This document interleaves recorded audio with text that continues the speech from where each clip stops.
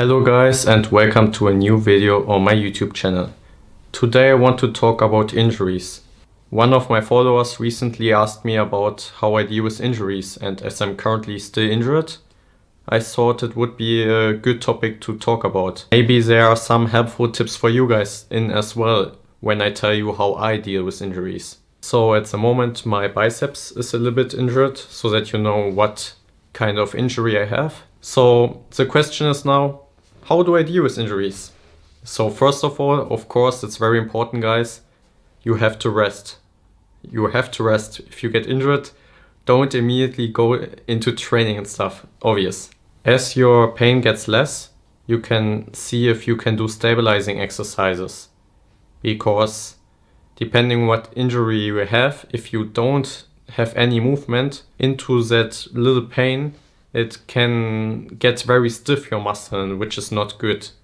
If you want to heal quickly, and that the injury stuff doesn't take a long as time, you want the injury to heal as quickly as possible. So what I do, for example, I have this thing.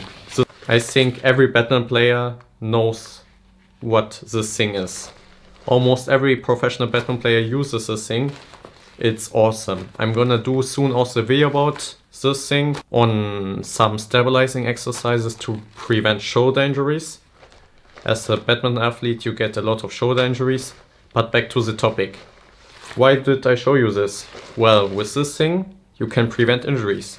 On your arm, there are different kinds of exercises. So what I did, when the pain got a little bit less, I did with this thing stabilizing exercises to strengthen the muscle again.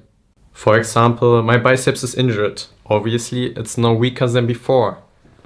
The muscle is weakened. So if the pain gets a little bit less, you have to do some light gym training, or, with this thing, even better. When I was injured, of course, at first I rested a bit, and when the pain got less, I used this thing to do some stabilizing exercises to get the muscle strong again. Because if you're injured, you obviously first rest the muscle, at least you should do it. Then it gets weaker depending on how much time you spend in that resting phase.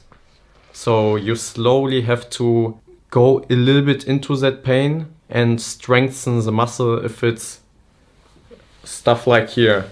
If you don't know what kind of injury you have and you don't know what exercise you can do to strengthen it, then I would advise you to first go to see a doctor.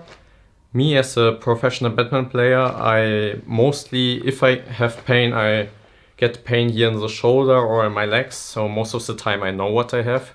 I haven't had too many injuries in my career.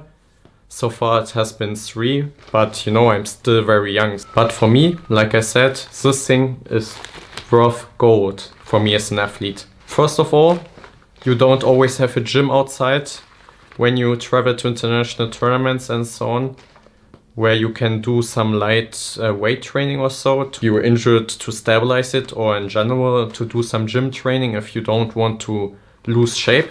Because if you take it, really thick, you can see that there's a little bit of resistance. I think it's even called resistance band, but I'm not sure. So yeah, and this thing, you can make it very small. It fits in every bag, and you can't just bring weights to your tournaments. So this thing is very handy. Also, before a tournament, sometimes when I have shoulder pain, I just do some quickly exercises, warm my shoulder up, some stabilizing exercises, and then the next day I'm good to go. In general, you should do with this thing as a badminton player at least once in a week some exercises to stabilize your shoulder, as you put as a badminton player a lot of strain on your body, a lot on your arm, you use it. This is not traditional gym training, but if you are injured at the arm, I would start with the resistance band to do some weight training, and after a couple of days, if it feels better, you can start slowly going to the gym, a little bit of weight training. As I said, because of the rest you took, your muscle gets weakened. So what I always do is go slowly to the gym, start slowly training again, you know, that your muscle gets already used to it. It shouldn't hurt tremendously.